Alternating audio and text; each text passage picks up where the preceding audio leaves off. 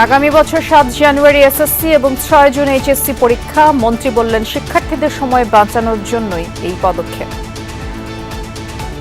এবারের এসএসসি আমরা জানুয়ারিতে নিয়ে আসছি, তার মানে অলমোস্ট ক্লোজ টু ডিসেম্বর।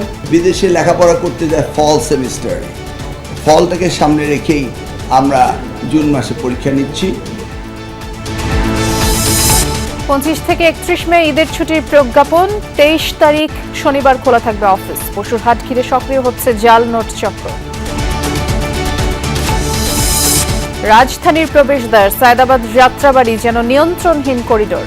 যাত্রী ভোগান্তি, প্রতারণা নিত্য অভিযোগ। জট বাঁধাচ্ছে নিষিদ্ধ হটলাইন ব্যবসা।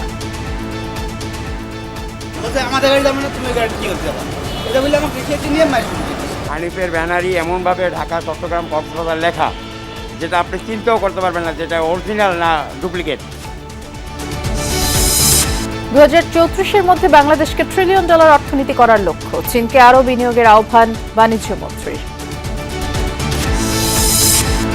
রাতের বাংলাদেশে ছাড়াও থাকছে বেজিংয়ে ট্রাম্প শি জিনপিং রুদ্ধদ্বার বৈঠক। বাণিজ্যের পাশাপাশি ইরান ও তাইওয়ান ইস্যুতে আলোচনা। শুক্রবার ফের বসবেন দুই নেতা।